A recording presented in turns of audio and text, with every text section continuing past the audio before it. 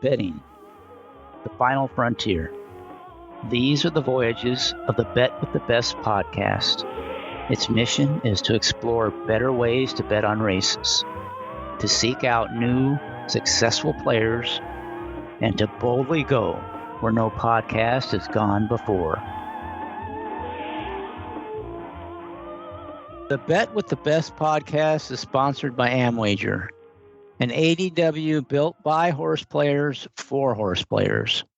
Speed, power, and ease of use are at the core of Amwager, designed to give players the information and tools they need to quickly make anything from a simple win bet to a complex structured superfecta or pick wager.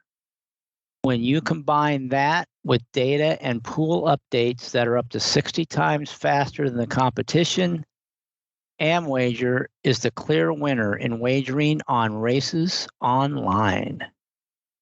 Amwager has tools such as conditional wagering that let you set the minimum price that you will take on a wager and then fire off a bet at the last possible second, assuming, of course, the odds meet your minimum. And it can be used for win bets and also for exactas and trifectas. Amwager also provides true odds, which are a prediction of the final odds based on all available pool data.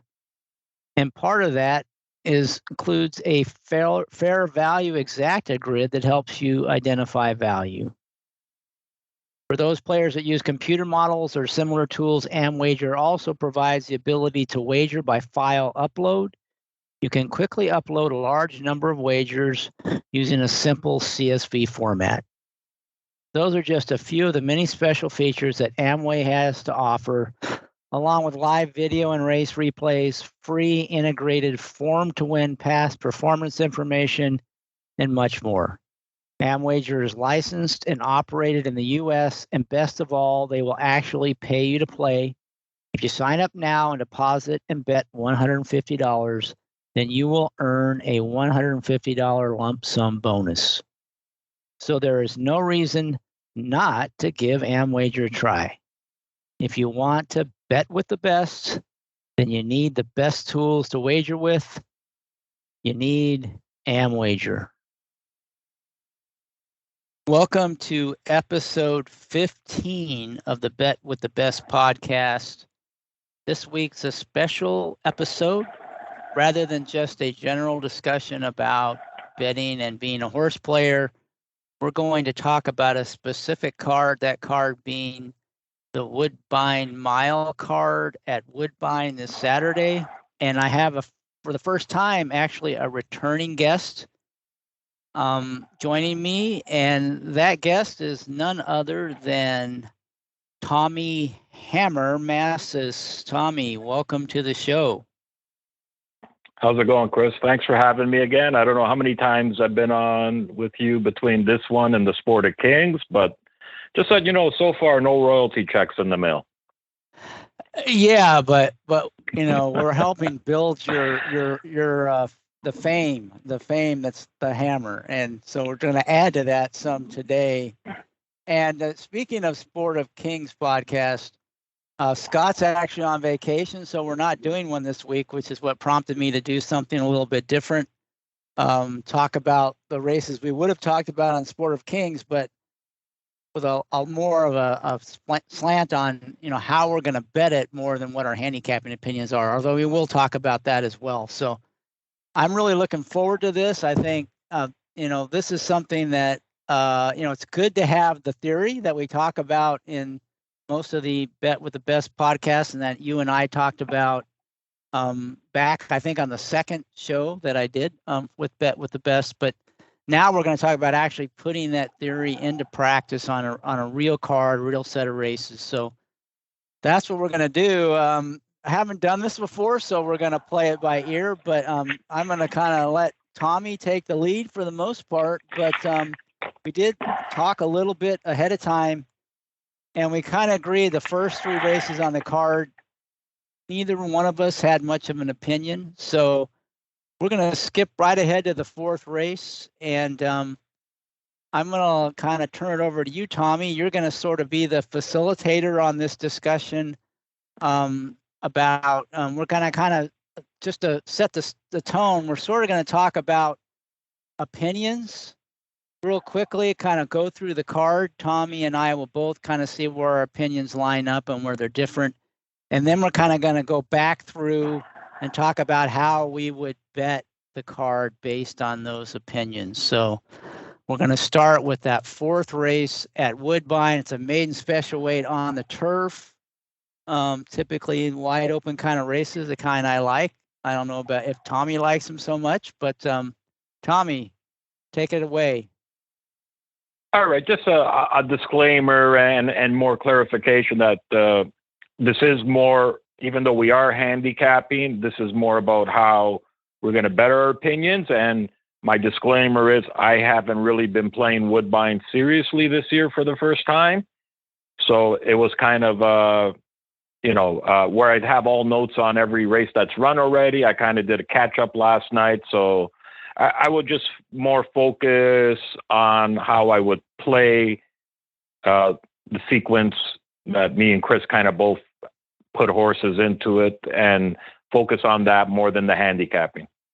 Yeah, definitely. I mean, I want this to be kind of evergreen, and it's really more about how you leverage your opinion than what our opinions are. We may or may not have good opinions on this particular card, but I think the way you talk about, guide us through how you would bet that opinion, that will be useful regardless of whatever the outcome might be.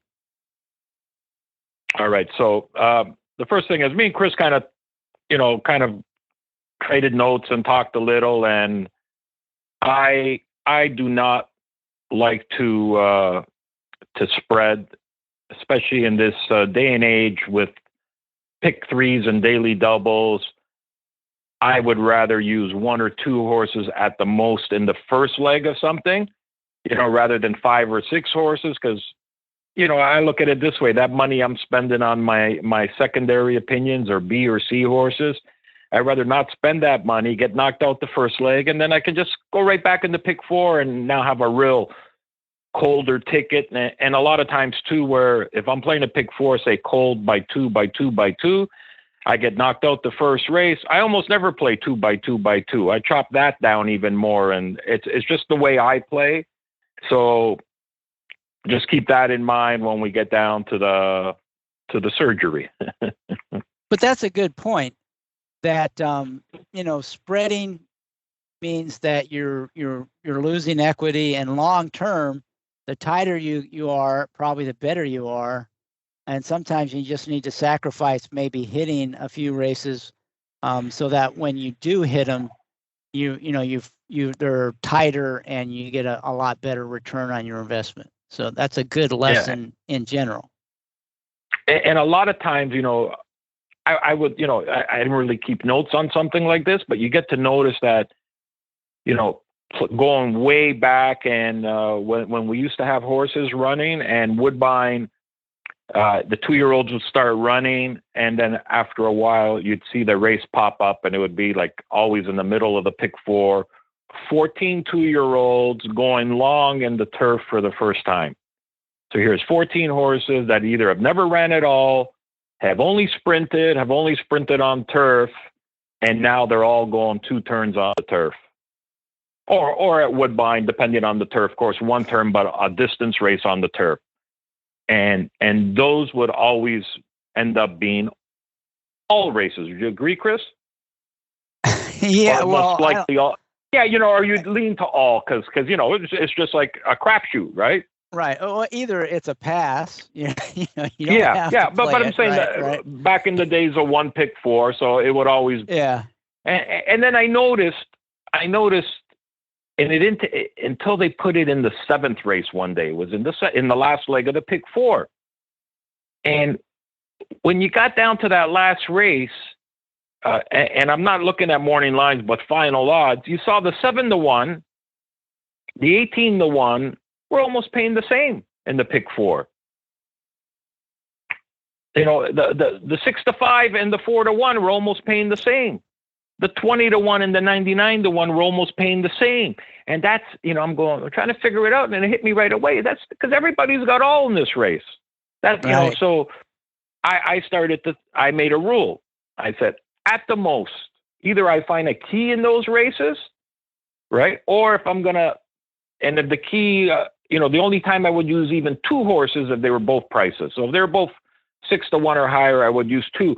But I just, no matter how hard that race was, I either singled the race or didn't play the sequence. And it was too tempting for me to single that race, because if you singled that race, even with a weak opinion, if you hit that race on your ticket, you had coverage with small money on the other races where nobody had coverage. And it was like, it was too big of, even though it was, a tough thing to do, it was too big of an advantage.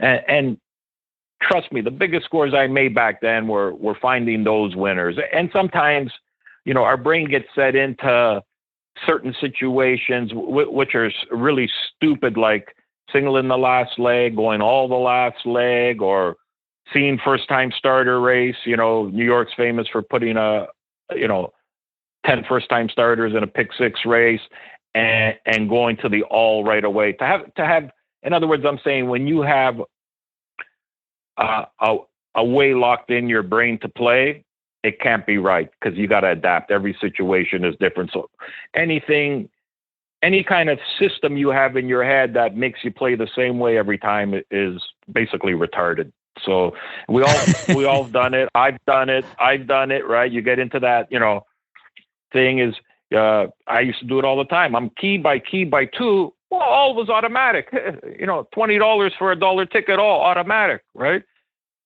Okay, you know what? I'm not against all, but at least now I can play, I can play 3 horses for $20, 2 horses for 10, and the horses that have no chance for 20 cents.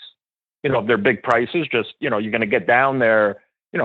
It's daunting sometimes. You get alive on a nice ticket and you got 7 out of 10 horses, and the 3 horses that have no shot that you left out are pool shots, or 3 out of 4s or 4 out of 5. So I think it's an advantage when you're playing $10 pick 4s or $20 pick 5s or vice versa, that it doesn't hurt if you're going to spread in a race, to use a 20-cent ticket, or that's in Canada, or a 50-cent ticket in the US, and protect yourself. Only when it's going to guarantee a score, and only when it's going to cost you like $3.50 added to your $150 ticket, something like that. So there's people say all should never be played. Yeah, it should never be played for the same amount, but scaled sometimes, it fits. But I'm a guy that wants to hit a pick 5 or pick 6 cold. So when I'm spreading, that race usually means nothing to me. I'm going to make a killing when I get to that race, and I usually level it off. So no matter who wins, it's a home run. So I'm not looking for that all race people look for that all race to make their ticket. I'm not. People they're doing 6 by all and hoping for a bomb. That's not what I'm talking about. I'm talking about, I already got the bombs in, and there's that race. I don't want that race to beat me. Yeah, so I want to just hit on a couple of things. You made some really good points. First of all was, you don't want to be inflexible and just have some system you try to force fit everything through. So clearly that's a good advice in a lot of ways. So just want to reemphasize that. The other one was, in an obvious spread race, everybody's spreading, and those long shots, the payoff isn't nearly as different between the 20-1 shot and the 3-1 shot as you think it might be. And so if you are just playing them all, hoping to hit a long shot, even if you hit it, it's not as good as you think. So that's another thing that's really important to keep in mind. And like you said, means that you probably don't want to be doing that spreading where everybody else is spreading, just hoping to hit a long shot. That's probably not a good, you're losing equity, and it's probably not, even if you hit, it's not going to be as good as you thought. So those are really good points to keep in mind. And the third thing you said, I thought, well, there's probably more than 3, but the other one that stuck out in my mind was, if there is a race like that where you have strong opinions in other legs that you think build equity, and you're still reluctant to kind of spread for all the reasons we just said, you could spread for like a minimum amount, especially if you can play in like a 20-cent denomination or 50-cent denomination, and then, press or play heavier in a, 1 or 2 horses in that spread race. so that if you're right, you can really make a killing. So, I mean, that's a way where, and you still have that little bit of insurance. Like you said, if you've been tight in the other legs and you've built equity up, you can spend a little bit spreading on that race and still make a decent score and not, drive yourself crazy because you had 4 out of 5 or 5 out of 6 and you missed that, price horse or in that spread leg. So those are the 3 things I pulled out of that discussion. Anything else you want to add? Yeah, I'll add one more thing, right? So, you can talk about wasting money on horses you think have no chance, right? But there's another thing. It's called human nature, right? And so, I'll ask this question. Everyone can answer it internally. You have 8 horses out of 10 in the pick 4, and your worst result is, let's say, 7,000. And you can win from 7 to 20,000 of any one of your horses. And the 2 horses you don't have are 70 to 1 and 80 to 1. It's almost human nature that you're saying and I don't know, maybe it's stupid if you don't, stupid if I don't really know the answer, but my inclination is let me put $20 or $40 on each of them. This was in the past because I don't get into this situation anymore. Let me bet $40 on this horse and that horse. So now I get 4,000 or 2,800, even if I get beat. And a lot of people do that, and it's hard not to when you're guaranteed to pay. But what I talked about earlier, you could have had that insurance for $1.80 on each horse. So yeah, and you can that's think good. I don't care who you are. You get to that position where you got almost everybody in it, and it's a home run, and the 2 horses you have to cover with are 50 and 70 to 1. I don't know. Maybe if you're a robot, you're not human. A human being is almost tempted to, hey, let me just not get fucking sick right here. You know what I mean? Like, let me just cover myself. So I like to cover myself with $1.80 or $2, not with 40 or 50 or 100. That's a good point. And Paul Matisse talked about it, where if he's in one of these races where you're thinking about using 7 or 8 horses, the only reason he's really looking at the races because he must really like the surrounding races, in the sequence. And once he gets 100%. over like half the field, he's saying, his spidey sense goes off, and I better play all because that means I have no opinion. And the only reason I'm really still thinking about this race is I really want to play the sequence. So he just what you said, he'll play them all, and maybe, like you said, at a smaller denomination for some of the horses, but and you know what? Yeah, no, the same way. 100%. But the major point to take out of this, that if you're just playing a 50-cent ticket, period, right? A monster big 50-cent ticket, you just gave yourself this leverage we talked about. It's just gone. It's just gone. And it's, other than a million other reasons not to play one of these, you see these people post these tickets all the time.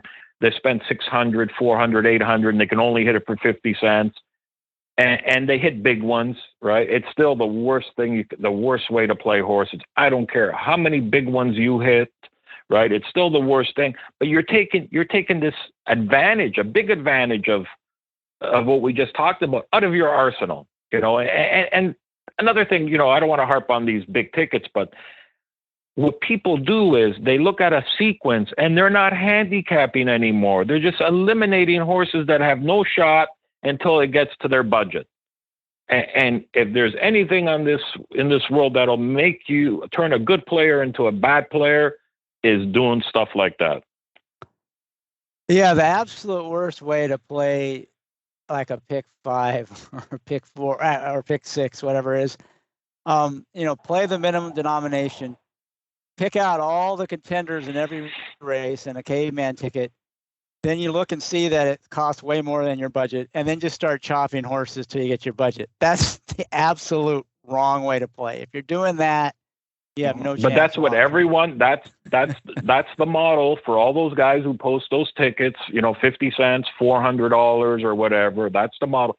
Hey, a pick 6 now, if you're looking at a pick 6 for $1, yeah, I don't mind playing a caveman ticket some of the time. You know what I mean? As long as you're you're not praying for the bomb.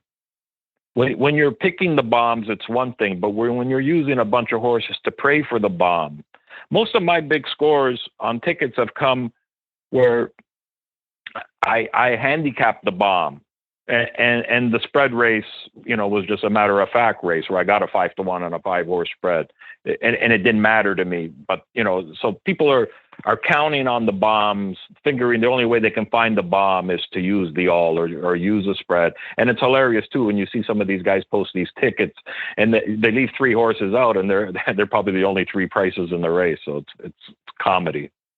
Yeah, in fact, I talk about sort of what you're saying. You're saying instead of praying for the bomb, spreading and praying for the bomb, and like singling or keying the favorites. My suggestion to people who typically play that way, if they want to improve their long-term ROI, a simple thing to do is just flip it the other way around and single the bombs or the long shots, and then play the backups or your favorites. And then you have a chance of stringing together some prices and hitting a big ticket, where the other way, unless mostly favorites win, you'll never cash. And those are the ones that never pay. So, I mean, if you just flip that mindset of, keying some price horses, and that rather than keying the favorites and spreading and hoping for, prices in some legs, you can actually really improve your ROI. Because now you actually have a chance to hit some of the big paying tickets that you pretty much completely take off the table with the other approach. Because if or even where the people got 6 horses, only 2 of them are prices. Never dawn on them just to take those 2 prices and play the ticket for $1.50 instead of 50 cents, and then you don't really need a price anywhere else. But people just get locked into playing that nutty, crazy, whatever you want to call it, style. And I get it. They're going to hit the lottery every once in a while, but whatever, to each his own. And, I hope everyone plays that style. Better for me. Yeah, this is so far. This is down to just like a normal bet with the best podcast, because we haven't really talked about any races. But this has been a great discussion, and this is the kind of evergreen content I want to continue to produce with this podcast. But let's move into actually talking about some races and applying some of this thinking. So why don't we get us started here on this 3rd race, or do you want me to start? How do you want to work? Okay, in the 4th race, the 4th race, and just all the mumbo jumbo we just went through. It's more going to explain the mindset of how I'm going to end up with the final ticket we end up with here, which I'm not even sure what's going to be, but I know where my process is going to end up at. Okay, so you like a horse in here. Who's the horse you like the most in race 4? The 3-horse Storms of Life, 20-1 on the morning line. It's a 2nd-time starter.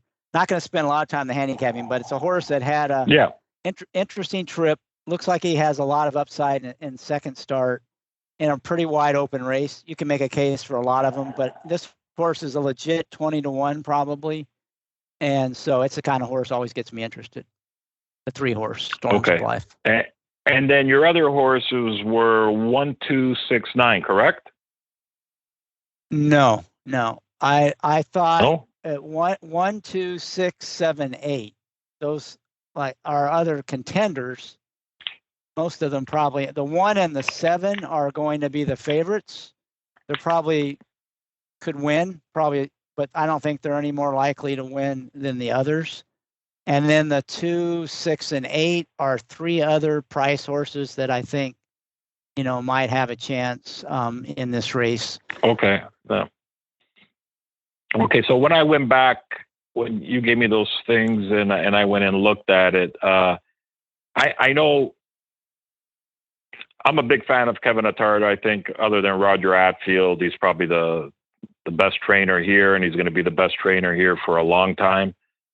And yeah, I think sassiness might even be so overbet it's not funny. But having said that, this horse, if you watch his last race at Gulfstream, Pletcher had him, and looked like he was just sitting there with a ton, and then he stumbled in the stretch, or he got bumped, or something happened. I didn't look at it twice, and he clipped heels. And just got stopped. Yeah, and then that race, and I checked some of the other data I have. It's that race, Elysian Field. The Oaks winner was in that race, so. Produced 2 stakes winners, but the one I know is Elysian Field, who won the Oaks for Mark Casse. So that's a tough race. And believe me, Pletcher is no slouch, but these horses that come from the U.S. and they go to Kevin first time, I don't care who they come from. Different animals show up, and a different animal doesn't have to show up. So that's my opinion. I won't argue with that. Yeah. And your opinion, I kind of watched his replay too, where, he kind of got a bit of a goofy start, and then you don't really know if he can run or not because the rider shut him down, which I don't blame him, because, the horse, what's the use, going to the whip on a first time starter to run 4th instead of 6th, right? So nothing against the rider there, but he did shut the horse down. So, okay, so we got that race thing kind of done. So I just wrote those numbers down, and we'll go to race 5, where you really don't have a strong opinion. No, I don't. And me, one thing to be clear, for the people that really don't know me, I gravitate to off the pace horses. I'm looking for Pace Meltdown is my go-to thing, is looking for those kind of setups. And so I really don't like betting on front runners. I'll bet on anything that I really like, but I prefer that setup. I hate the lone speed setup. Because you got a horse that's lone speed, and if he's not ridden at a good pace, you get some 4 to 5 shot with no speed laying on your back, and you're 2 furlongs into the race and you got no shot, because you're not going to outkick that horse that you let get right beside you. So I kind of don't like lone speed. But when you look at race 5, I just look at it like 2-second handicapping. The 1's got speed, the 2's got speed, the 3's got speed. The 4 is kind of a speed stalker. His last 2 races, I'm not sure what to make of, but Josie Carroll can bring him back off a layoff. Yeah, I'll eliminate that. Not a speed horse. And we go right down. The 5 and 6 come off the pace. The 7 kind of wants to be on the lead. Too Much Vino. I'm not a fan of Too Much Vino no matter what. So I gravitate to the 5 horse, Gaelette. It's probably one of 2 horses, 5, 6, 7. Yeah, 1 or 2 horses. No, see, I think it's the only horse Nick Gonzalez has left. Nick was a prominent trainer from here, trained a lot of real nice horses, trained for Frank Stronach. His partner in training and wife, Martha, passed away a few years ago, so Nick's kind of shut it down. He had a champion sprinter here, Silent Poet, that I guess they shipped. I don't know if they sold it or just changed the trainer out to California. So it's his last horse, so I'm sure he takes good care of this horse. And this horse looks like the race is just set up for him, man. It's like, I think you get good value with the 2 Mark Casses, 2 Josie Carrolls in the race.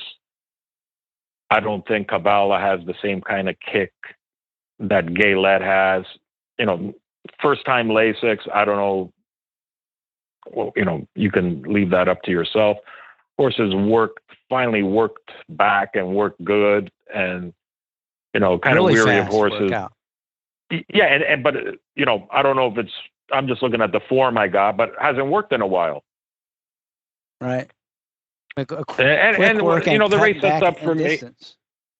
Yeah, and I like that too. I like cutbacks. The horse won almost kind of stalking on the lead at 5.5 at Gulfstream on the synthetic. So I think the horse can sit wherever it wants, and I think the horse is going to get a good trip in here. And I think the odds, if you get 4-1, I think it's fair. I think it's fair in here.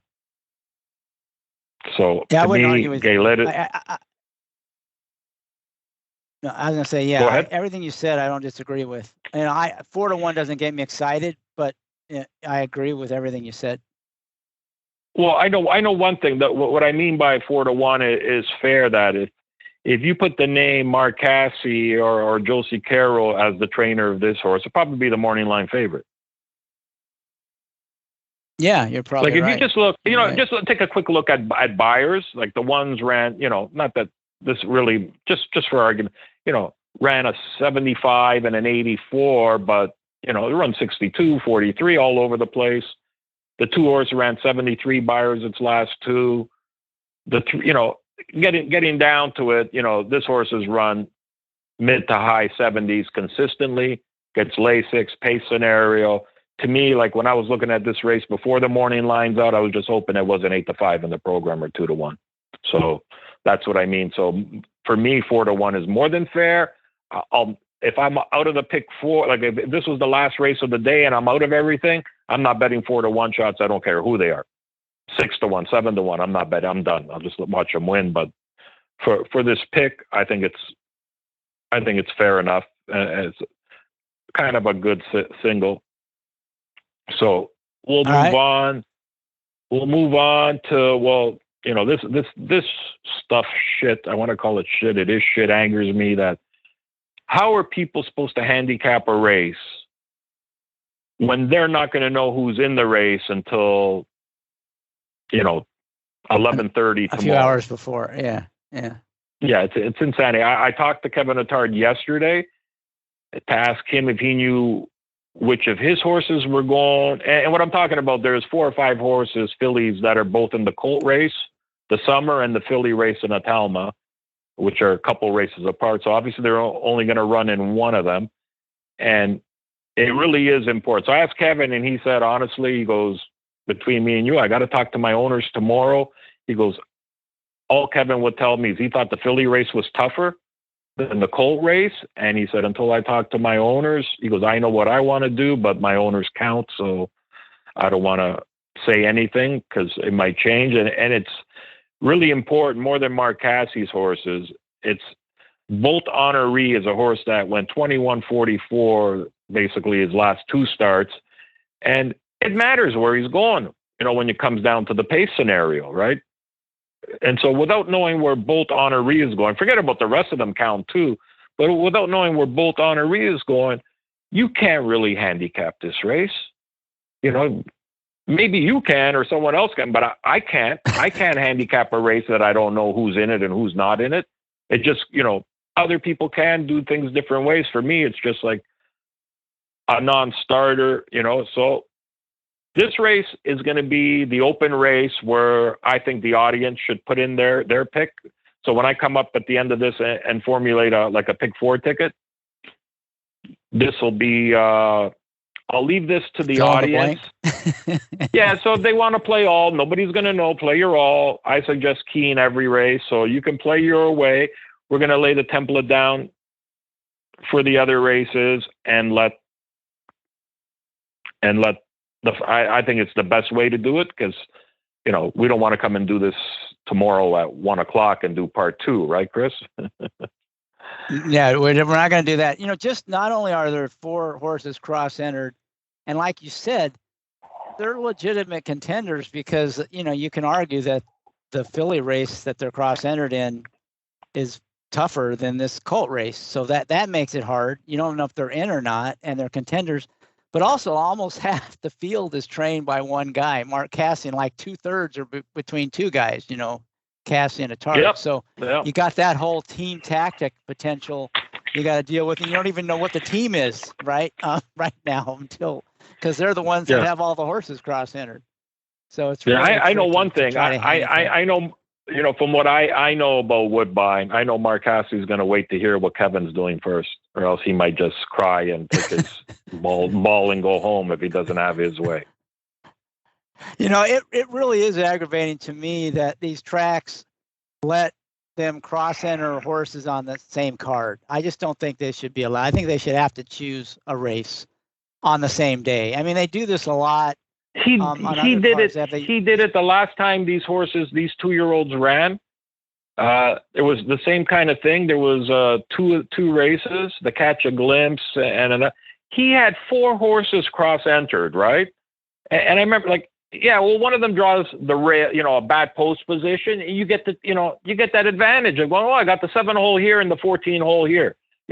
It's bullshit. It's absolute bullshit, and it shouldn't be allowed. And it's insanity that the guys with all the advantages, with the multiple horses, the best horses, get an added advantage. They get to pick and choose, and in my opinion, and Kevin's opinion too, like you might say, well, if you want to run a filly against the boys, well, that's not an advantage. Yeah, well, I think the filly race is a lot tougher, and in Canada, I see the fillies kick the boys' asses all the time, and it's a pet peeve about the U.S. that fillies can't run in the Derby. Basically, it's insanity, man. It's insanity.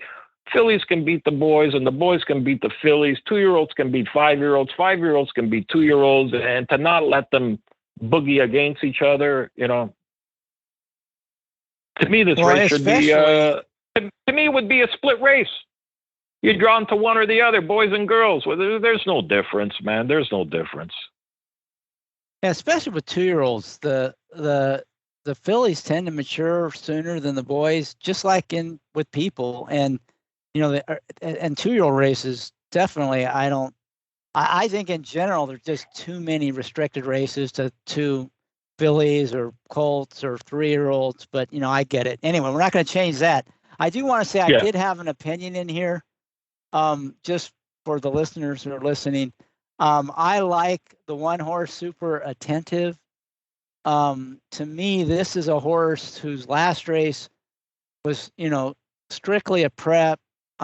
It looked like was not a lot of intent to win, but he made a nice move. He's bred top bottom to go longer, and his race wasn't bad at all, even though I don't think there was a big effort put into it. And now they stretch out to a longer distance. He gets the rail. Probably could, depending on who actually runs the race, but if the 6-horse Bolt on, how do you pronounce that? I call it Bolt Encore, but you say it's on. How do you? Well, I don't see no C there. Tommy? There's no C. It's ENOREE. I thought it was ENCORE. There's no C. No C. Not the dam is NORE. Oh, you're right. I wonder why it must have just been okay. I wonder. That's interesting. But that's the dam's name. NORE. Yeah. No, it's just weird in this program they haven't misspelled. But anyway, okay. Bolt on or anyway, if that horse goes, that makes a big difference because the favorite and could get a lot more pace pressure if that horse goes, and that would really help the 1-horse as well. So if the 6 goes in the race, I think the 1 could get a nice solid pace to close into, and it really looks like the kind of horse that is going to get better with distance. This might be too soon, only its second start, only a mile. So maybe this is more farther down the road, but who knows? At a big price, this might be the other Cassie that could win it, and it's not unusual at Woodbine for the other Cassie to win. Would you agree with that, Tommy? Yeah, and also this fits Cassie's profile, second time out, stretching out, you know what I mean? So there's 20 to 1's a ridiculous morning line, but I guess somebody had to be 20 to 1, because he's not much different than the 2 I like too. Carson's run 2 eye-catching races in New York, and it's tricky to run from a 2-turn race where they're going 24.50 to a 1-turn mile where they might go 22.45. You would figure a closer would like that, but they don't always do it. I'll tell you one horse I'm really against is My Boy Prince, and especially if Bolt Honoree goes in there. Whether these horses are in or out, this is a real tough race, and I'm not a speed horse guy, but a horse like Bolt Honoree going 21.44, put away the speed last time, kind of hung around. Kevin Attard's deadly stretching him out. I wouldn't throw him out or anyone out. There's so many horses in this race that, that have a real legitimate shot. And, I could throw a couple out, but not really, because, you really don't know which of these horses are going to really jump up, It's an impossible race to bet with or without knowing who's in it. So, Yeah, well, I certainly a little definitely, easier if we know yes, it'll be a yes. little easier. But I would say Yeah, Carson's run is the most likely winner, even if the whole field goes or even if they all scratch. To me, Carson's run does seem legit. I just don't know what kind of price you're going to get. That's all. yeah. To me, I look at it this way: if Bolt Honoré in the race, I'll play with the race. I'll play the race. If Bolt Honoré is out of this race, then it's going to be real hard for me to play this race. I agree with him, and it makes it, to me, the 1 and the 2 seem pretty interesting in this race with Bolt Honoré in.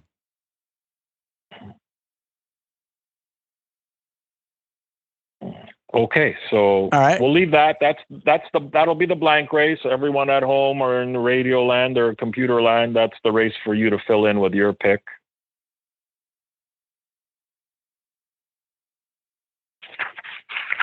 And now we're going to jump to the Vigil Stakes. You there? Yeah, I'm ready.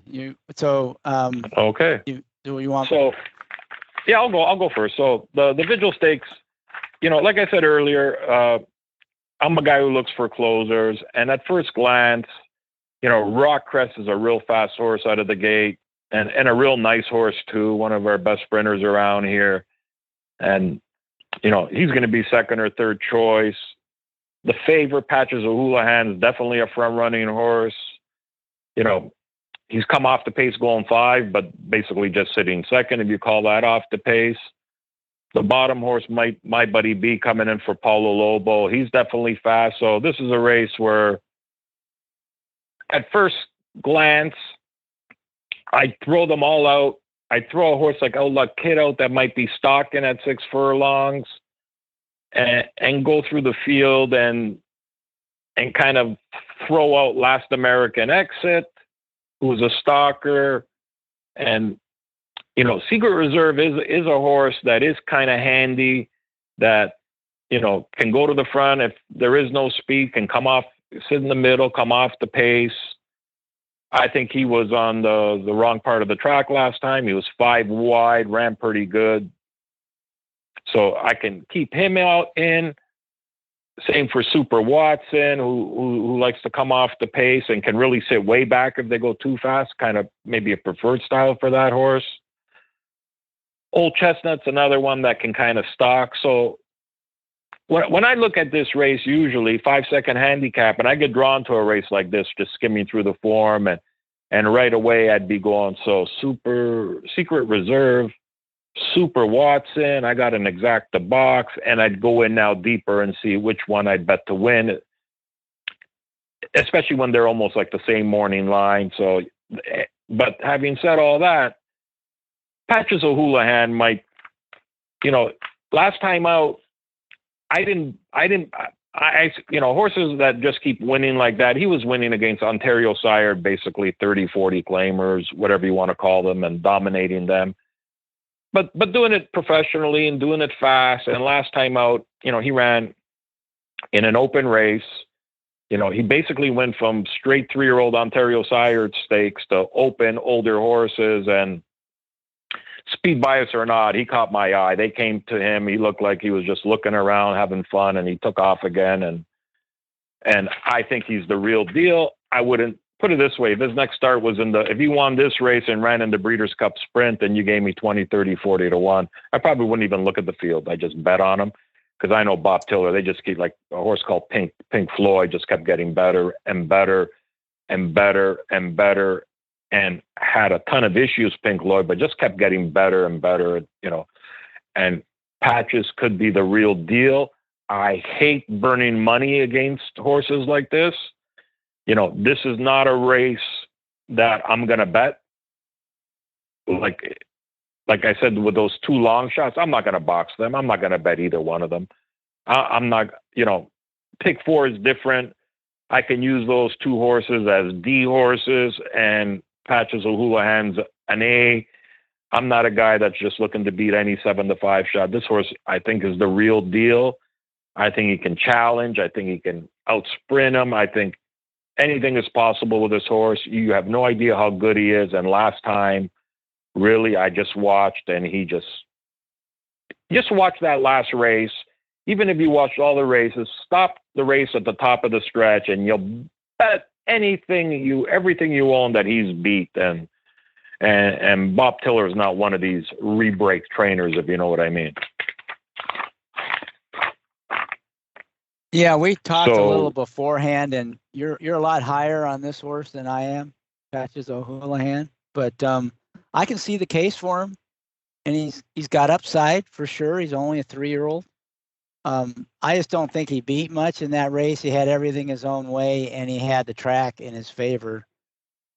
Yeah, he's basically against the same horses, right?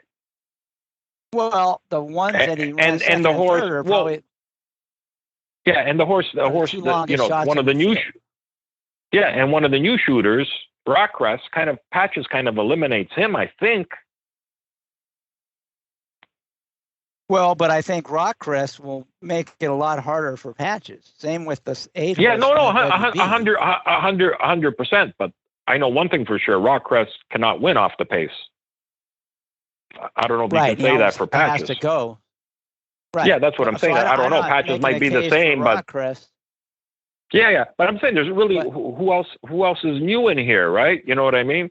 Yeah, I know the pace scenario can be different, but man, those horses had him. Man, those horses had him last time. They looked like they were all going by him, and it looked like you could say it was a speed bias. I won't disagree, but I think Patches was just effing around with them. And this is a race. If it was only one race on the card, I could watch. I don't have to bet on it. This is a race I want to watch this horse because I have a feeling that this horse could be something special. And I'm not going to go bet on him, bet big money on him or to win on him or not that kind. But I think he could really just be on the cusp of exploding into something special. We'll see. That's why they run the races. Yeah, I can live with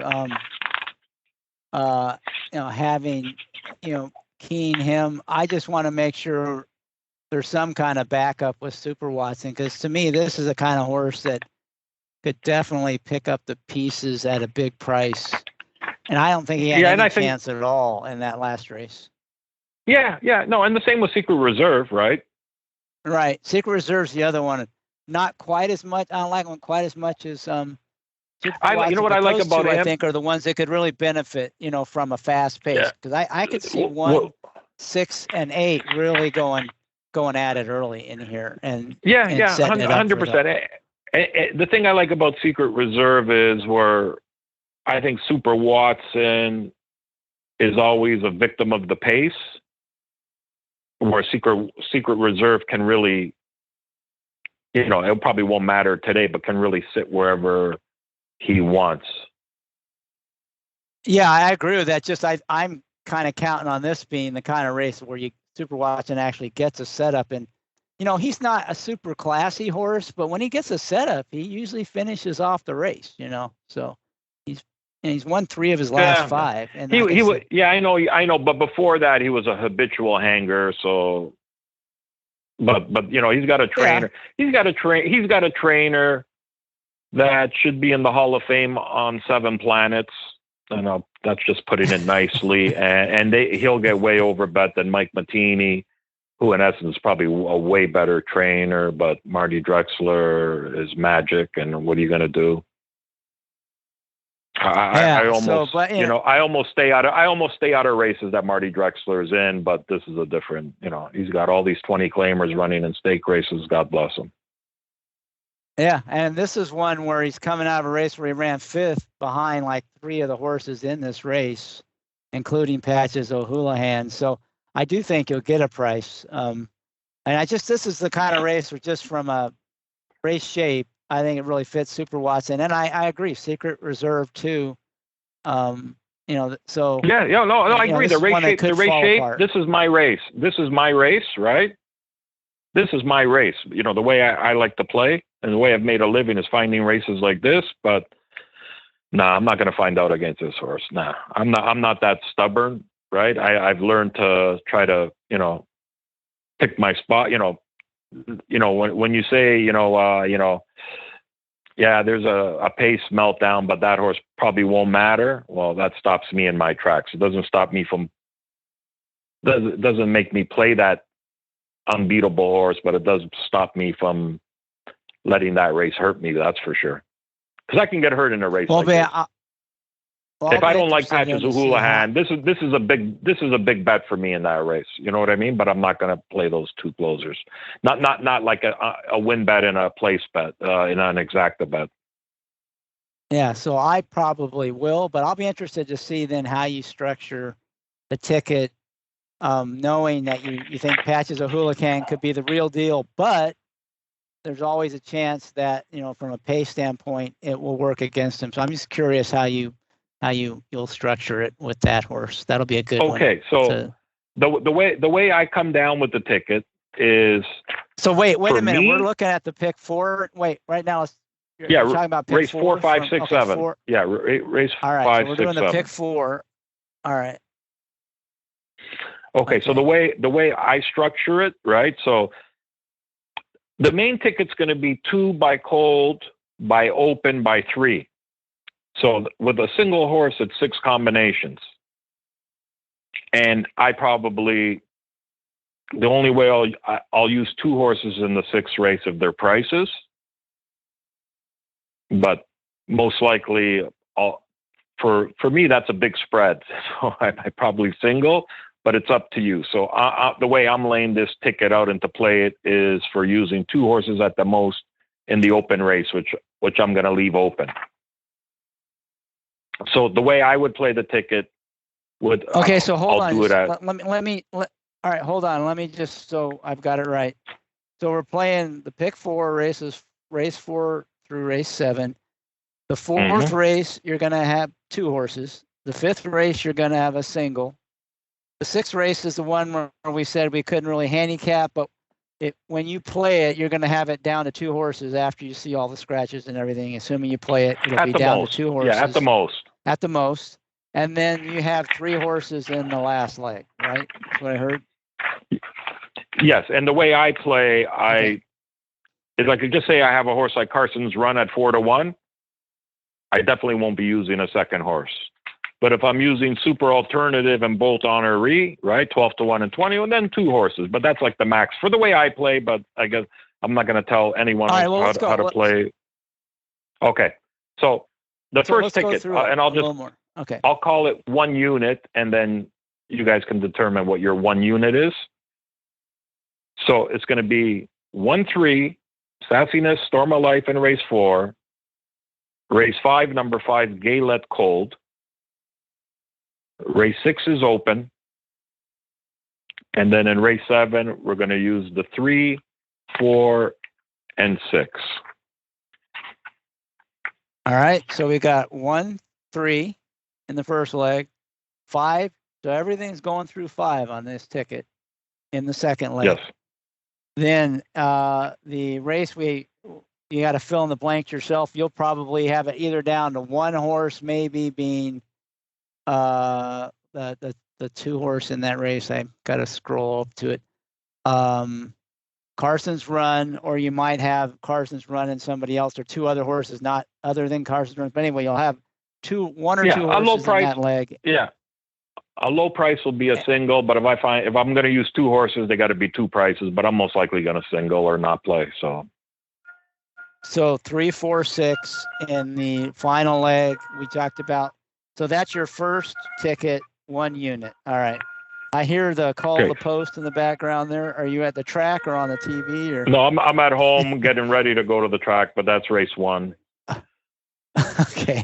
Yeah. Maybe turn the volume down on that. Yeah. I usually do. Okay. No, I was just trying to see it. I got it on a small screen to see how many minutes to post. I'm not betting, but okay. Sorry about that. Anyway, so now the next ticket will be 2 units. And I'm going to single the 1 This is the Sassiness. famous hammer pyramid right here, right? We're going to pyramid our way to the top. Yeah. Okay.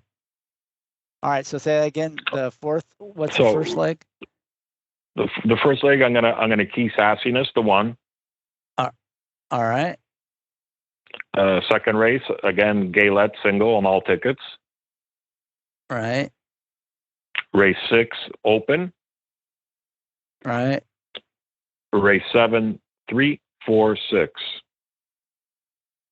Okay, so now we're sort of now building the kind of pyramid. We talked about this last time you were on the bet with the best pod. So you're going to slowly be narrowing it down and continuing to up your units so that when we get done here at the top of your pyramid, it's going to be really tight. Yeah, there's only going to be four. There's only going to be 4 plays. There's only going to be 4 plays, right. so it's not going to be that. But each one's going to get a little tighter as we go. All right. Not really. The second one's kind of the same, but a little flip. So on the next one, again, 2 units. This is ticket 3, 2 units. We're going to go with 1-3 in the first leg, 5 Gaylette in the second leg. The third leg is open, and in the last leg, we're going to press on Patches O'Houlihan. Right, the 6. Okay, so the second and third tickets, one of them you sort of pressed the 1 horse in the first leg, and the second one you're pressing the 6 horse in the last leg, right? Yeah, correct. All right, okay. And now for the last ticket for 4 units will be the 1 horse cold, Sassiness, Gaylette cold, the 6 race which is open, and Patches O'Houlihan cold. So this is one where both your presses, you're playing them to both presses at the same race in the same ticket. That's right. So you have 4 tickets. And the basic process is my first ticket with all the horses I'm using is 1 unit. And then the second and third tickets were I'm pressing 1 race on each of them is 2 units. And then the third ticket where I'm pressing both races doubles up to 4 units. It's not a set system, but basically more or less the way I do it. But you started out with sort of your lowest bet had everything. So if you get in, if you got kind of your major coverage, you'll have it for 1 unit, and then you pressed your main opinions. In this case, you had a stronger opinion in 2 of the legs, so you played a separate ticket pressing one of the strong opinions. That's another ticket pressing the other, and then a final ticket where you actually pressed them both. You got it. So I know hit now. That last ticket, you also hit all the other ones. So if you hit that 4th ticket for 4 units, you actually have it 4, 6, 8, 9 units. Yeah, you'll have it 9 times. 9 times the base amount if you're right about your 2 press opinions. Yeah, so I know people will think, like, when you look at, we'll discuss the open race now, you'll say, okay, Storm of Life wins and pays $40. I get Gaylette home, it pays $8. Wow, wouldn't it be nice to have an all in that middle leg, right? Yeah, I guess so. But, the way I'm going to play it, it's going to be a $10 ticket, 1-3 with 5, with cold, with 3, 4, 6. And then the next ticket will be a $20 ticket, and that one, the $20. And the last ticket might be $40 or even $67 if that's what's on the voucher. So I understand that you're saying, that would be nice, but listen, you can get a $40 horse, an $8 horse, and then say, I can use all in there. But if you're using all and I use the 2 horse and get a $9 horse, I can really make a home run, the way I play. And it's the way I'm going to play. And, I can look back at it and, we start with $40, $8, get a $50 horse in the stake race, and the 3 or the 4 win and pay $30, and it won't bug me. It'll make most people sick. It won't bug me. I'm not looking to hit this thing for $1 or whatever. I just want, the way I play, if I hit, I make a score. I don't have to count on that race to pray. So here's one sort of a alternative. You have that last. Oh, no, let me stop you. Let me stop you. Let me stop you in the first 2 legs, right? On the first 2 legs, so I like the one more than I like Sassiness more than Storm of Life. So I'll look at the double, 1-3 onto Gaylette. So if Sassiness and Gaylette is paying $40, I won't play it. But if Storm of Life and Gaylette is paying $280, I'll play it. I don't mind getting that money right there, not waiting for the next 2 races. No, that's great. Like I said, fact, that's exactly the way. Yeah, and even if I like, just say I like Sassinus cold and Gaylette cold, right? And I look at a double that's cold and paying $40, I don't play them. My hit rate ain't enough to play doubles. I don't care if the double's paying double what it should play. I'm not playing a $40 exact. That I'm not. I'm just not playing it. I'm not playing them. And so, another thing too, I can't. You can't bet a big amount into the Woodbine doubles. Maybe on Saturday you can, but I don't like. I don't like playing. Like people say, you gave me two cold horses. You didn't play the double, or you didn't play. No, I don't want to play those because when you go for someone like me, I'm a human being. I'm not a computer. When I go bad, all those bets at 4 or 5 to 1 and these exactors that pay 29 and 40. I'll get destroyed if I go through a bad spell. I don't even bother with them. They don't interest me at all. The horses like this only interest me in pick 4s and pick 5s. If I'm going to bet a single race, I'm looking at 20 to 1 usually or higher. Or I could care less. I'm not gonna invest my money in anything else. That's why they call you the Hammer, and that's why they call you the Hammer, Tommy. But for some of the rest of us, I will definitely play Storms of Life to win. That horse is going to be a good price, and I'll probably look for that double. And if it's but at what price? At what price are you playing Storms of Life? At what price aren't you playing Storms of Life? At 10 to 1 or higher, I'll be playing Storms of Life.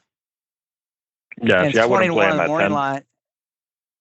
Yeah, well, that's what gets into my brain, right? Even if I love the horse at 20 to 1 and I'm getting 9, 10 to 1, I kind of just, say no. But it's your odds that matter. It's your odds that matter, right? Yeah, right. Yeah, that you want to take. But I'm just saying for me, it's like an instant turn off. Yeah, I don't care what the morning line is. I kind of care what my fair value is and what I think the off odds will be. I actually think that horse legitimately could be 20 to 1, which will be great.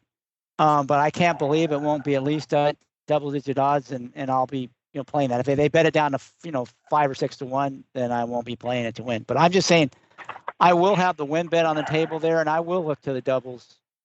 That's in this sequence. But let's go back to the pick 4 because I want to offer up one alternative and see what you think of this.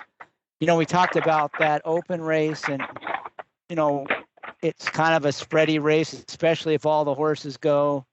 What about on your double press opinion, that 4th ticket for a minimum unit playing an all in that open slot, and because you've got everything else single. Would you ever consider doing that? No.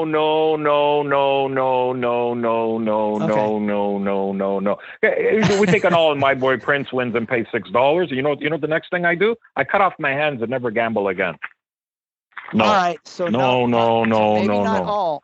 Okay. I totally agree with you there.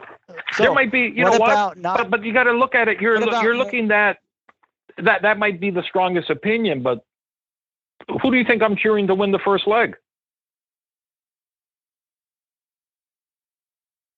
You probably don't care that much. You probably do. No, I want Storms of Life to win. No, it's going to be a big difference. Even though I like Sassinus a lot more, right?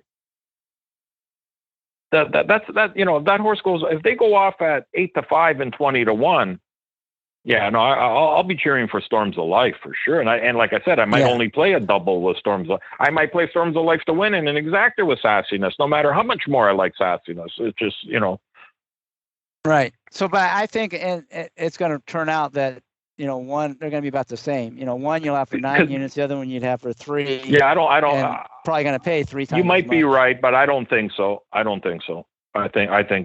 Anyway, back. I agree with you. I wouldn't use an all either. What about a bigger spread with some of the price horses you think have a chance? So instead of just 2. No, it's not the way No. Okay. That's not on the table with me. No. I understand, but that's other people's insecurities, not mine. I can say, the 6 race 50 to 1 shot comes in. I can say, have I used all? No. I just play the way I play, and I can basically turn even if the first horse goes off 8 to 5, Gaylette 2 to 1.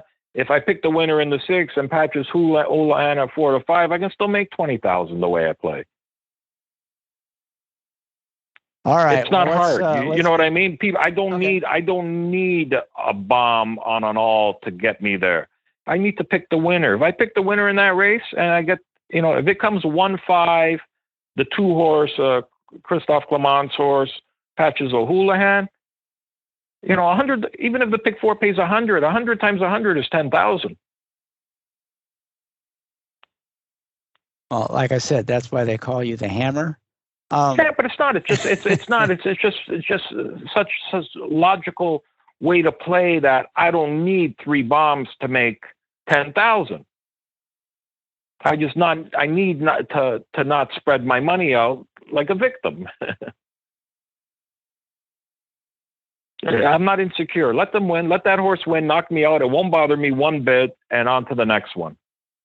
I know the way I play. That no matter if I hit any of those tickets, I'm making a score. Once you start spreading in that, you don't know that. It could have cost you a score. And there are other pools, and if you're smart and you have some good opinions in the other races, you'll have hit some other pools. So you don't have to hit the pick 4. The pick 4 could even be gravy in that case. So I'm not disagreeing with anything you say. But most likely, if I play it, there's only one way to approach it. Really, I'm going to play that pick 4, and that's about it. Nothing else interests me. Doubles, these doubles, exactors, triactors, most of these bets. If I can't pull 10, 20,000 out of them with a couple $100, they just don't interest me. It's just this game is too tough to play that way. And it's getting tougher and tougher every day. So the more tougher it gets, the more I expand on the way I play, and I don't need to strike often. And in this day and age, you can strike all you want, man. They're just like the last race yesterday. I know what odds of the horses are going to go off at, right? But when you're at 0 minutes to post and you're 8 to 1 and you go off as the favorite. Like in the last race yesterday at Woodbine, like, fuck that shit, man. Like, you know what I mean? Like, I don't need to play single race bet. I want to play a race. I want to hit a race that might actually cost the CRWs $30 because I hit it for $90. That's what I want to hit. I'm playing just the opposite of every mooch out there. Anyone with a model that I'm not a mooch. I'm not smart enough to do those models either, but I got to play the total opposite way. I've always done it, but now I've really focused on doing it even more. Like when Santa Anita starts with a pick 6, if I can't hit the pick 6 for a minimum of $10, I'm not playing it. I'm not playing it. Period. I'm going to try to hit it for $40, and that's all I'm going to be playing every day. And that's it. I want to cost them $50. I know they're going to laugh. They're not even going to count, but I want to cost them $50. I don't want them to cost. You spread and this and that, and it's impossible. I'm not doing this to break even. I'm not doing this to get a positive ROI. I'm doing this to make a living, or else forget about it. Really forget about it. I can't. But there are other ways to approach that, and for me, it's horses. But you know what I mean by making a living. You know what I mean by making a living, right? I'm talking about not winning. I'm talking making a living. A good living. Right. I can't do it. I can't do it with them in the game, getting, being, in tight bets like that. I have to just sit here, be patient. And when I pull a 200, I want to be able to make 20 G's, or else I do not fire. Now this is a different thing. I'll go to the track. If I go to the track tomorrow and I got friends around, hanging around, we'll put some money together and fool around. They just want action. I'm not adverse to that, being a tourist once in a while, but most of my serious action is going to be at Santa Anita, and that's about it. I even scaled down at Del Mar. I like Santa Anita, and especially now that they're going to the $1 pick 6. I don't care about the takeout. I hate worse than the takeout is paying 5 out of 6, but it's the spot for me to play, the only spot for me to play, the best spot for me to play. Yeah, and there's certainly other pools that you can pull money from. Maybe not 20,000 every time. Yes, I don't want to play. I don't want to play that game. I just can't play that game. I do not want to play that game. I'm just not grinding. Yeah, it's not being. I'm not good enough. I'm not good enough to grind. No, but I'm not talking about grinding. I'm talking about 20-to-1 shots. You don't have to hit the pick 4 to make a good score on a 20-to-1 shot. Yeah, but I have to bet 1,000 to make 20,000 on a 20-to-1 shot. 1,000 to win, but there's more than just the win pool. Yeah, no, I know. I just don't want to. And like, I don't know if you've noticed, but exactors at every track and tries, they pay shit. They pay shit. I don't even want to play an exactor. I'll play one when I got an 18-to-1 shot and I like one other horse. I'll box. Other than that, no, thank you. No, thank you. I don't want to play in that game. I don't want to play in their game. I want to play my game. My game is the best game to play against them. The way I play. Period. Well, it's definitely the best game for you. I want to be, for a guy who wants to make a living, a comfortable living, it's the only way. I don't want anything else. If I can't make a living, I don't want to play. I don't want a positive ROI. I don't want to be up at the end of the year, bet 100,000 and be up 120,000. That doesn't do it for me. I don't want to play that game. I'd rather play, pinochle at the seniors home. Okay, well, if there are other successful people that play it a little bit differently, that's all I'm trying to say. I'm just saying, but I'm sure there is, and good for them, but I can't okay any other way of playing. I only know the way I play. So and I know the way I play can win. So the way you play, how often are you expecting to make a score on a pick 4 or a pick 5 or a pick 6? I mean, I'm not patient. I'm not really expecting anything, right? But even when I go through dry spells, right? And like I said, I'm a human being, and sometimes I don't see the ball. My mind's not in the right place. I know to scale down, but all those other bets we talked about that I don't make, they get me through those dry spells where I can go through a month or 2 months without a score. No problem. And I hit one and I'm way up ahead. Well, you answered my question. I was going to say, what's a dry spell? Does that mean you don't hit anything for a month? And it sounds like, a dry spell like that, you don't like them, but they can happen, right? They happen for sure, especially the way I play.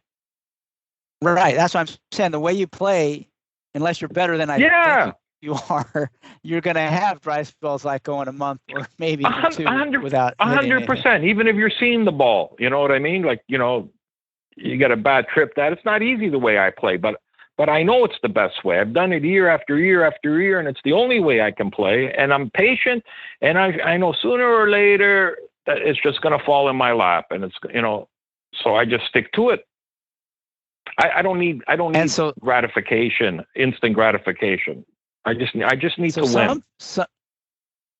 Some people would say that it's pretty superhuman to have that kind of a mental attitude and handle those kind of dry spells. So, I mean, some people might think you are like a computer if you can do that, or you are inhuman. No. Listen. I don't like losing. I have a gag reflex to losing, but when you've done it for as long as I have, and sooner, every time when you say, geez, I've lost it, I can't win anymore, and ba-boom, ba-bing, ba-bang, and it just keeps happening over and over and over and over and over. So I'm okay with it. I don't let it bother me. And I definitely don't let, it's been a long, long time since I let this game affect my mental health. A long time.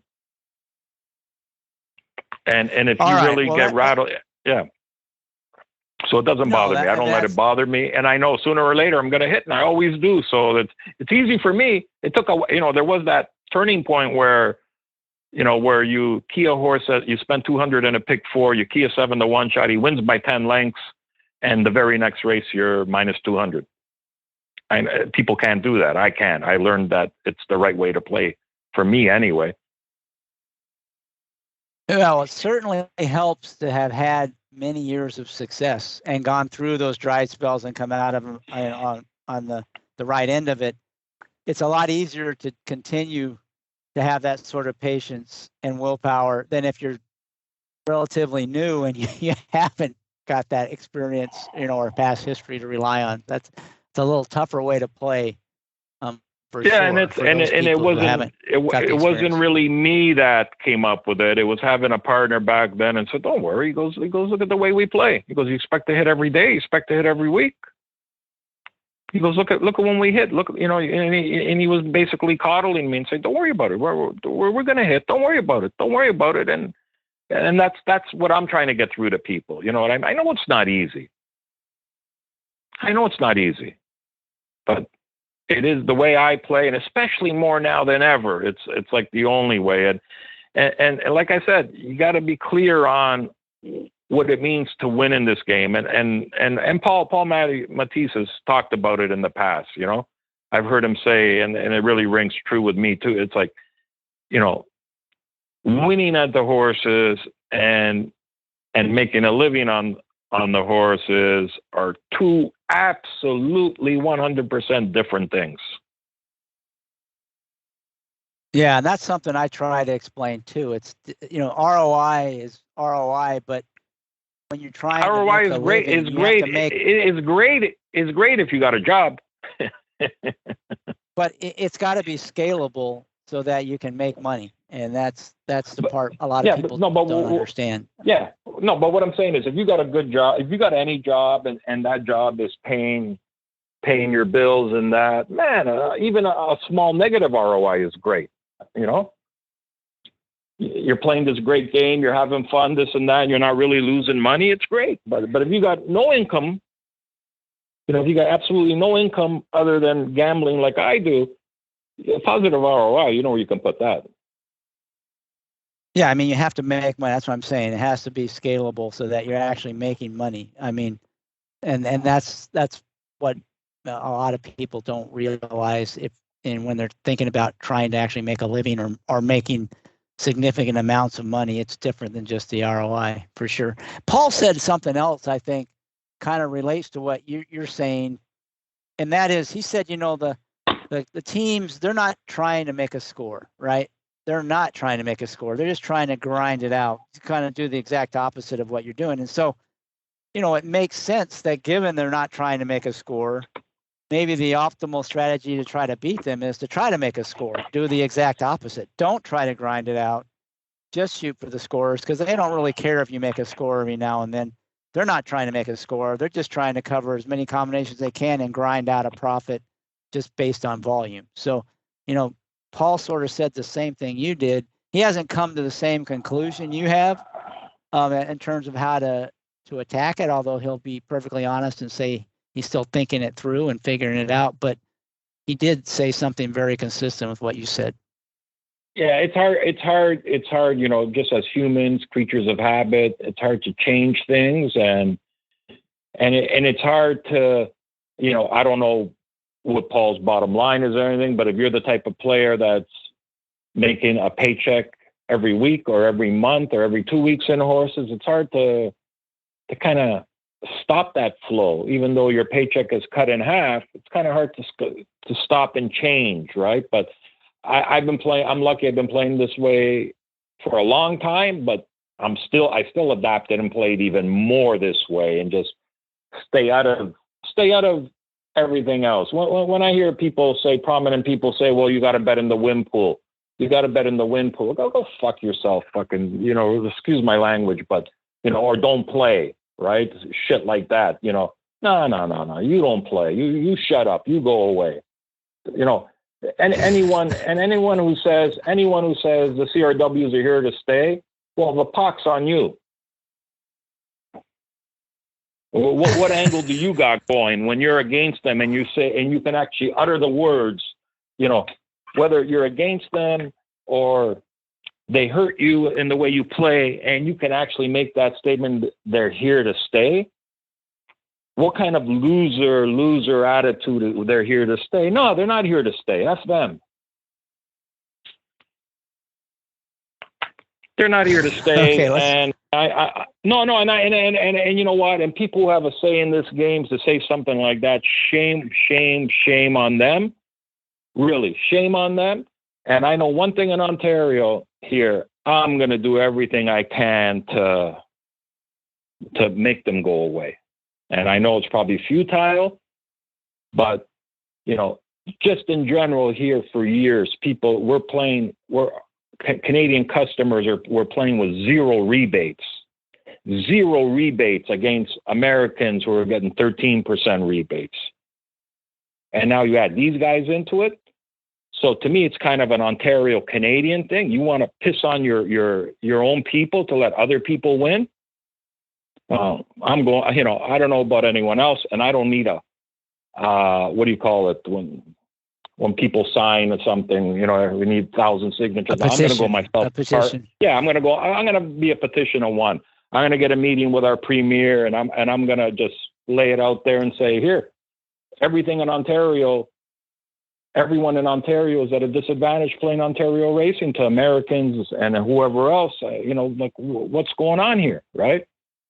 There's antitrust laws that are being broken, in my opinion, and all this stuff, and they're not going anywhere. They're not going anywhere. Somebody said that to my face, I'd punch him right in the face, and I'm not a tough guy at all. All right, I won't say that, even though you can't punch me now. But we could talk a lot about the. Listen. If me and you had a fight, right? There wouldn't be a. I wouldn't be. I bet on myself only because I'd be 7,000 to 1 underdog. Well, you and I are never going to have a fight. No, I definitely won't. I'll run. I won't mess with you. I'm a weakling, and you're a tough dude. I could tell. I don't know about that.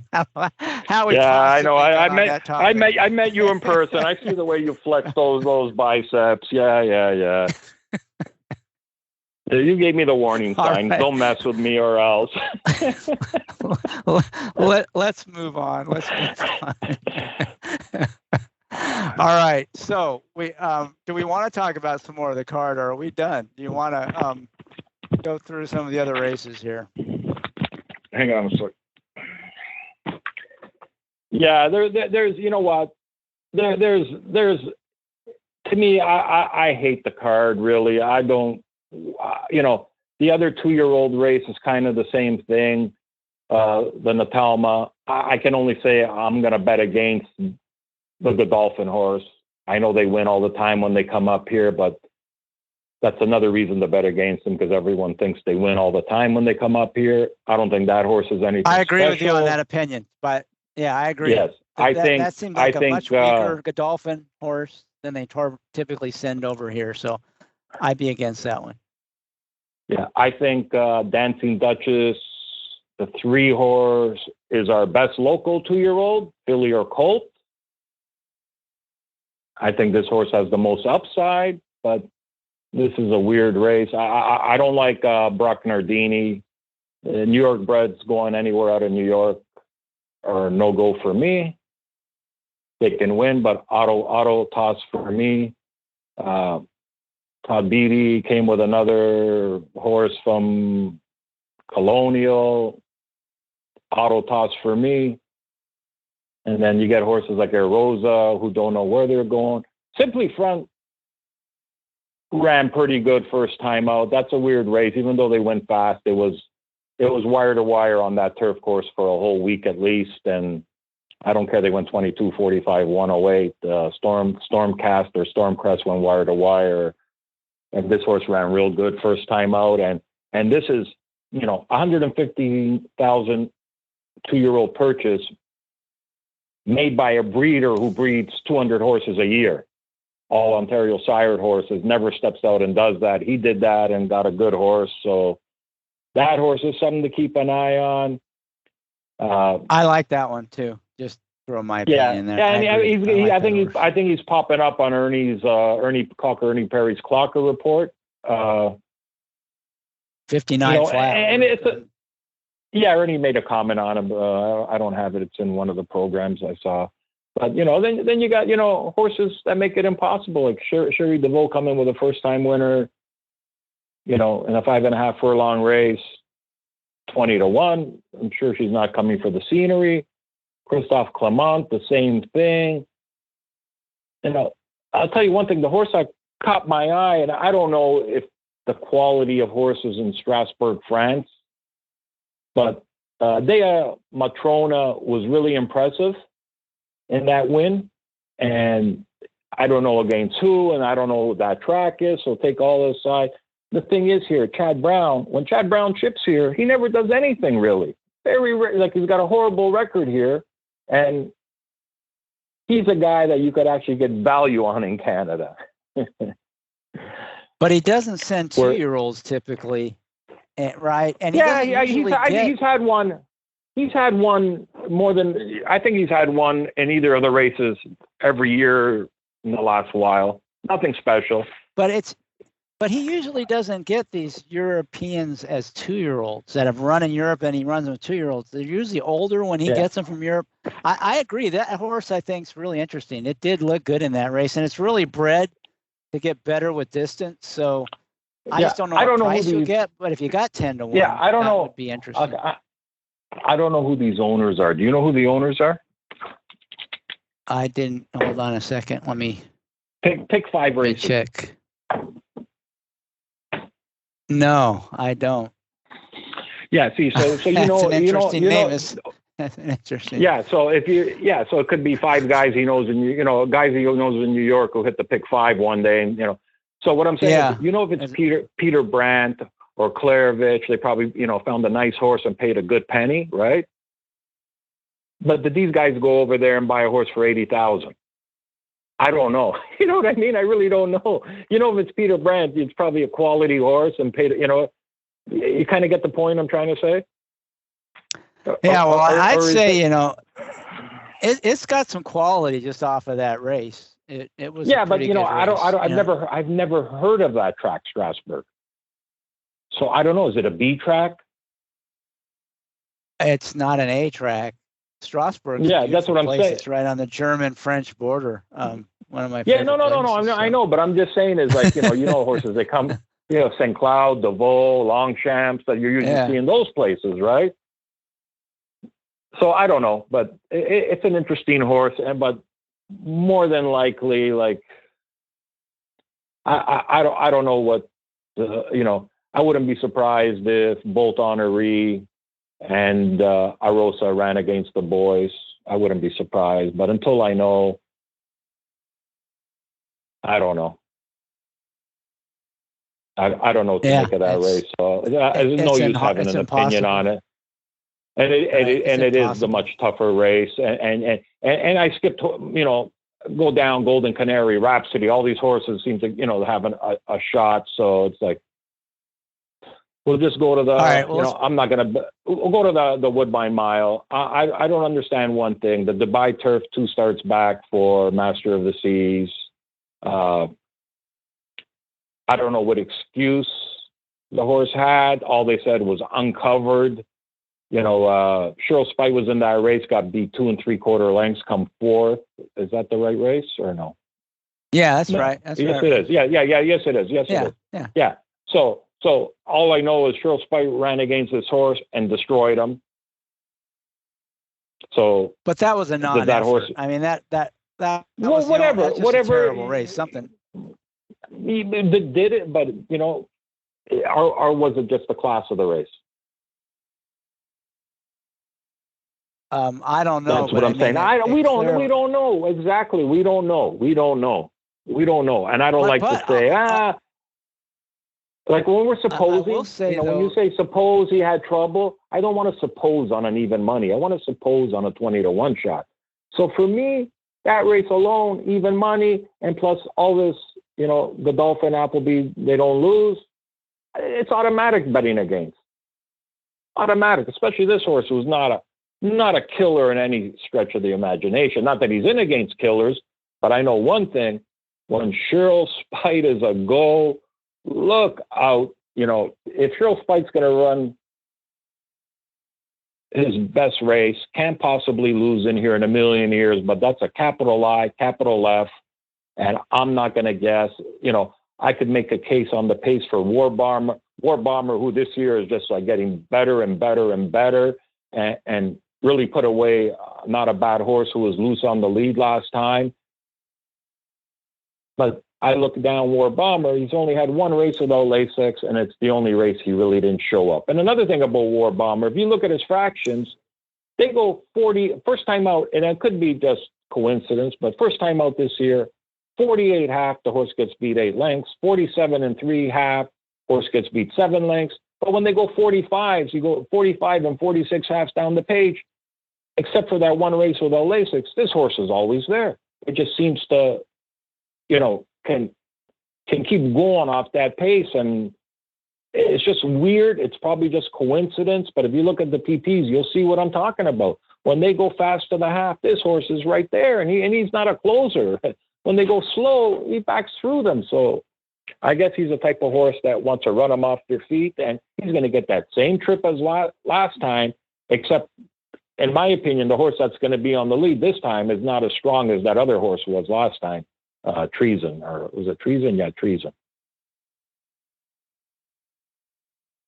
Yeah, the My Sea Cottage would definitely be on the engine, you would think, in this race, the 5. Yeah. So your opinion on that? Going to get that same trip. I'm not going to bet that race. It's a you know what? It's not worth betting if all Woodbine can do is get a 6-horse field, 3 Marcassis, 2 local. Trill Spite is the only real class horse here from the Canadian horses, and you get 1 grade 2 or 3 Euro. It's a horrible job of getting horses. I know there's short fields everywhere, but when you're racing for $1 million and it's a win and you're in race, and you can only get one horse from outside of Ontario, you're not doing a good job. You shit the bed. You totally shit the bed. They're focused on marketing their product and bringing in all these people and look at our show, get horses to run here. That's the marketing. That's the show. Like, it's embarrassing. I wouldn't bet 2 cents on this race just out of spite. They got rid of the Woodbine, the Rothmans International, one of the great, because they couldn't get horses here. And rightfully so. I'm happy they cut the race and, instead of cut all the purses out of the cheap races. And as far as I'm concerned, another year like this in the Woodbine Mile, might as well cut this race too. What's the use? $1 million for what? For what? Who in here deserves $600,000 for winning this race? It's embarrassing. Somebody's going to win it. What if you wanted to play like the late pick 4, and you have? No, I'm not playing. I'm not playing. I'm playing the pick 4, and I'm not using. If I had to use this race, all right, I would cheer for War Bomber. War Bomber. As long as okay, so Master of Seas is going to be 4 to 5. Shrill Spite's going to be second choice. Yeah. Agreed. Second choice. Yeah. For sure. Yeah. So as third choice War Bomber, he's got as much a chance to win as anyone else. If I was forced to play, I play him. Last time was the time I hit a cold double, 16 to 1 shot onto War Bomber. So that was my day. Wait, you played the double?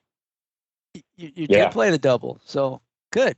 Yeah, but I'm different. I played offshore. I played offshore, so it doesn't matter. I didn't play in the pools. Okay. But when we're talking about playing doubles at Woodbine in the pool on a normal day, you couldn't do that. But maybe on Saturday though. Maybe on Saturday. Yeah, I don't think you could play the amount of double I paid and what it paid and do it on any day without harming yourself. So, all right, I don't see War Bomber at all. Yeah, I don't. I can see him getting the same perfect trip. It's a 2-horse race. Yeah, to me, the one. If you bet the 1, you shouldn't be playing horses. If you do anything to do with value, right? If you look at EV, anything to do with value, and you're going to bet this 1 horse who's really going to get pounded. Nah, you're not with me then. I don't disagree with you. I think it's a 2-horse race, and I think Shrill Spite would be the play if you had to play. But, I would say exactly the same thing about Patches O'Houlihan. Exactly the same thing. And you're going to single that one. So what's the difference? No, I'm not. How am I singling them? You saw my ticket. I'm going to play that ticket. You're right. Yeah, I'm going to play. No, you're right. I'm going to play that ticket. But I'm going to play that ticket. You played it, though. But, yeah. No, I'm going to play that ticket, right? I'm going to play that ticket because I think I got it kind of covered, but it's part of that ticket. But what am I going to play with this race? because I don't know. I don't like the one. What if you would play? What if you play but the three? I don't know if Cheryl Spike, but sure. Yeah, I don't know. Of course not. But what am I going to get? I'm going to have to beat these horses. He's going to have to beat those horses at what price? That's the whole thing. Well, but last time out, yeah, but last time out, 5-1. 5-1 to beat who? There was no one in the race that I thought could even warm him up. Treason got loose, and he still beat Treason, who was one of the two favorites. Lucky Score had no shot the way the turf was, especially stretching out to a mile, right? Stretching out to a mile last time. Lucky Score should be in that. Lucky Score in that sprint race would be my single against Patches O'Houlihan. Here's a horse. But I'm saying, look at Lucky Score. Like, what the fuck is Mark Hasse doing? This horse is definitely a synthetic horse. Synthetic place the closers. And he's trying to win grade ones on the turf with them. I don't get it. Like anyone who sees what I'm saying, put Lucky Score in that sprint race with Patches O'Houlihan. He'll probably be co-favorite and probably, if not win, be, coming at him. But you know why Lucky Scores in this race more than anything? We need horses, Mark. We got no horses for the mile. We only got 3 horses, so he put 3 in. Yeah, I don't like anyone who thinks any of them have a shot in here, other than Lucky Score, might have a shot if something, but he doesn't. They don't have shots. They're all in here because Mark Hasse, who asks for 100 favors a week, he doesn't mind giving them back, and he filled the race for Woodbine. I'll give him that much, or else this is a total embarrassment. Well, but what I'm a little confused about is if you're so against Master of Seas and he's going to be odds on. Yeah, but I don't know about Cheryl Spike, because Cheryl Spike's the best horse, and I don't know if this is his race or if he's pointing him to the Breeders' Cup. Well, then play Cheryl Spike and War Bomber. Never. Why not play both? Never. I don't play like that. I don't want to. No. I'm not going to play 2 horses like that. That's not my style. 5-2 and 6-1. Where's my other opinion, though? I'm not going to pick one. I'm going to abstain. Where's my opinion in the other? If I had an opinion in the other races, I don't. Well, I do. So I'm just saying, what if you did have an opinion on the races? But I don't. If I did, I'd do $1 all. A $2, 3 horses, a $4, like that. I'd make it a race that it didn't matter. But I have no opinions around this horse. I don't have an opinion in the race before right now because because the scratches are not in. I don't know who's running. The race after, I can't bet races like that where a Marty Drexler horse was Secretariat last time. He'll probably be Secretariat this time, or he'll pull up. So I won't bet that race. I won't bet that race. That race does not get a penny from me in any way, shape, or form. Anything to do with race 10 is out. So that disqualifies race 10 or the race after race 11. So it's different. If I had opinions around that race, I could play that race the way I want to play it, the way I can play it. It'd be a non-factor. I would have, $1 pick 4 off a Lucky Score, a 20 cent off of my Sea Cottage, $1 off of Ice Chocolate, 10 off of Cheryl Spike, 8 off of War Bomber, 8 off of Master of the something like that, and make it a non-race. But that's not a race for anyone to bet. That's not a race to force my opinion. Yeah, Master of the Seas win. I'm not going to be surprised. Cheryl Spike destroys them. I won't be surprised. But there's too many ifs to take a horse that's 5-6-1, especially when there's nothing around that I like. It's the best bet to make, right? Most of the time is no bet. You got to know when to hold them and know when to fold them. And I'm not even going to shuffle, after the 7th race. So it's just because of what's the surrounding races. It's not the race itself. Because to me, this race is a lot like, somewhere. Right. There's no value. There's no real value in this race. Okay. But Patches O'Houlihan, that's the race, my close setup race. All my friends that know me will be that are not listening to this will text me. So who you betting in that race? The 4, the 3. They'll be mentioning closers. That's the way I normal play. But I'm not playing against that horse. I think that horse might be something special. I might be wrong, but that race is the only reason I'm playing it the way, because we have opinions in the other races. And like I said, if I don't come up with a strong opinion in race 6, I probably won't be playing anything at Woodbine. I'm being honest with you. Yeah. I'll go to the races. It's just kind of interesting because cigars. Yeah, I don't have to. I don't really a strong opinion in the 9th, or I think a valuable opinion is you're not very high on Master of the Seas, and that horse is probably going to be 3 to 5 or 4 to 5. Yeah, but I don't know. Cheryl Spite is the anchor. You know, the thing, the key to the race. If I saw Roger Atfield today at the track and said, Mr. Atfield, you know, me and my friend have a bet. You have to watch out how you word it, right? So he says Cheryl Spite's going to be better today than the Breeders' Cup, and I say the opposite, something like that, to get that info out of him. Because trust me, he's not pointing, the way he trains, he's not pointing to win both of them. He's only pointing to win today or the Breeders' Cup. And that's the bottom line with this guy. You know, his horses get trained. He doesn't train them into races. He trains them during the races to get to certain points. You know, like his best race just happened to be in the Maker's Mark Mile and just happened to be in the Breeders' Cup Mile.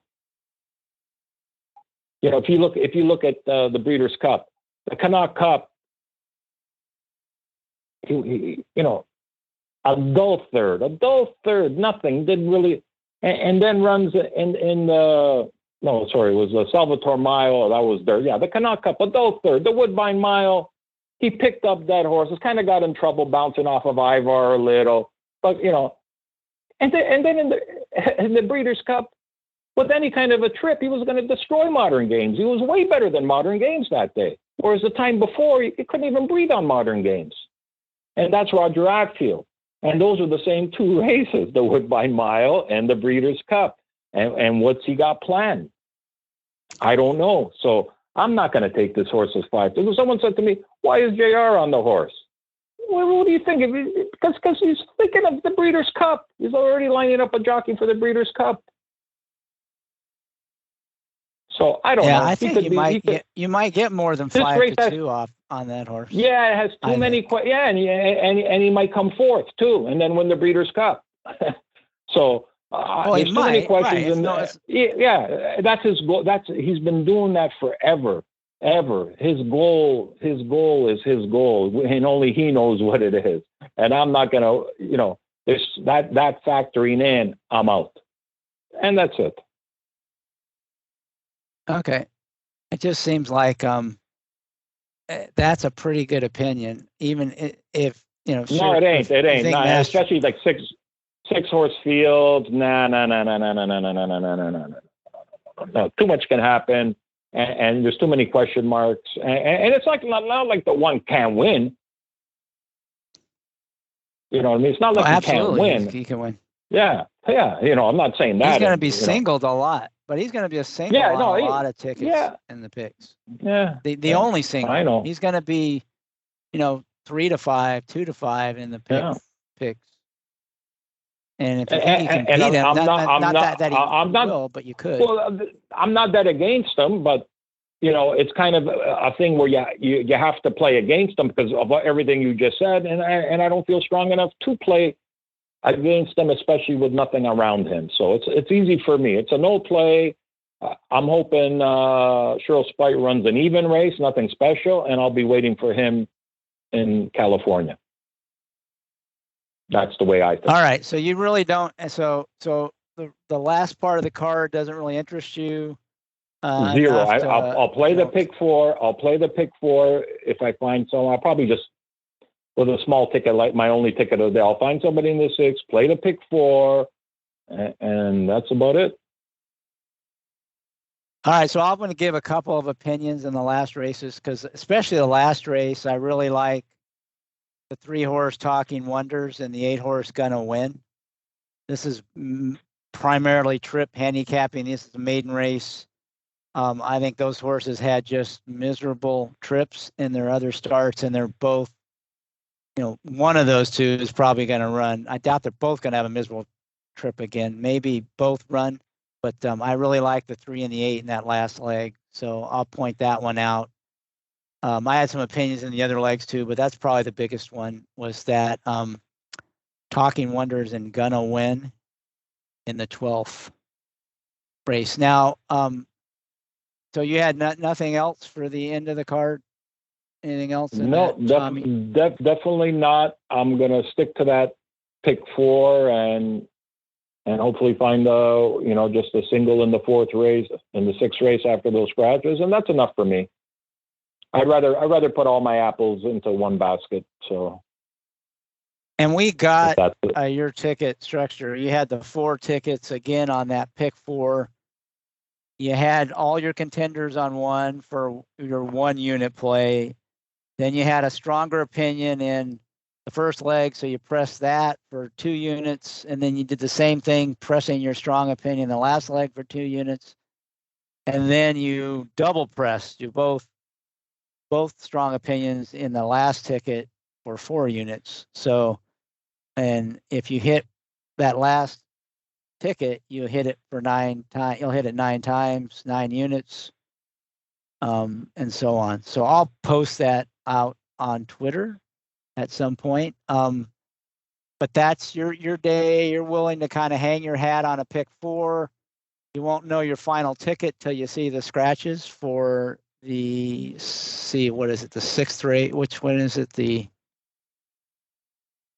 Can't remember what's the race with the scratch. Let's see, what was that? Races 4 through 7. So it was, the 6th race is the one where we're waiting to see who scratches in or out of that one. All right. Anything else? Yeah, just not really focus on the handicapping, but I'd focus more on the way I play. And I think that's what this was all about, and it definitely should always be about it. And it's a good example. You're trying to make a score on that pick 4. You're pretty tight on that, and if you hit it, you'll make a score. If you don't, then you're perfectly fine with going the day without hitting anything. And that's kind of if you look at the investment, right? If you look at the investment, even playing it like for 10s, 20s, and 50s, the way I play it, it's really not much if that's your only real play of the day. It's nothing. It's I don't need action. I can sit out there and just have fun and smoke cigars and talk to people, and it makes it a real enjoyable day instead of a stressful day. And you'll be out there on Saturday, right? Are you going to be in your normal spot out in the sunshine that you used to sit in? I don't know. Sit there? I don't know, because they got a whole bunch of where I've been sitting out there on these big sofas. They're selling them for $500 a shot, for tomorrow. And I don't know where I'll be allowed to sit, but it'll be somewhere in the sun or I go home. So I'll find. I'm headed to the track now.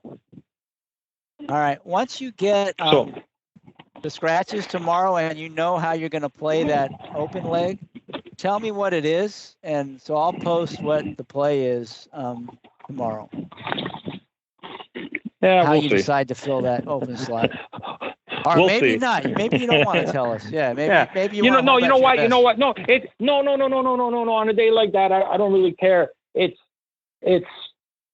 I think to engage people in this game, and let people fill in the blank for themselves.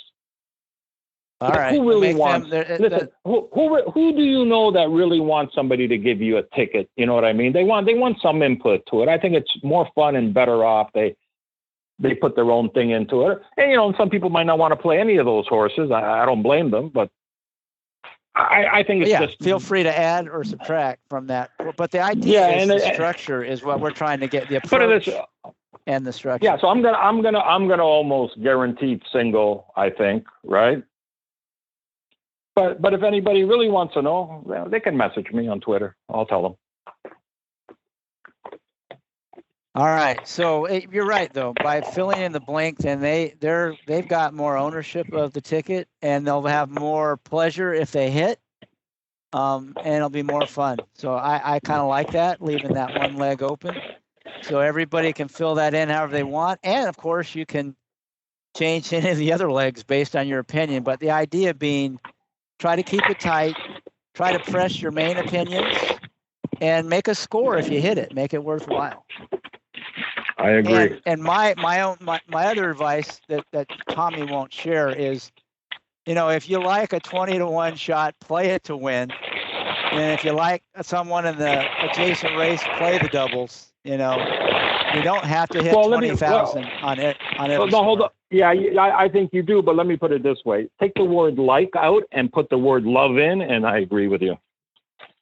All right, if you love it, I'll go with that. If you love that, so like I don't know if I've ever loved any bet, but I do think that like Storms of Life, the 3-horse in. I had one. Race, listen, I had a horse a couple. I had a horse a couple weeks ago, and I'll tell you how much I loved it. It was the Inner Turf course, which I despise and I almost never bet.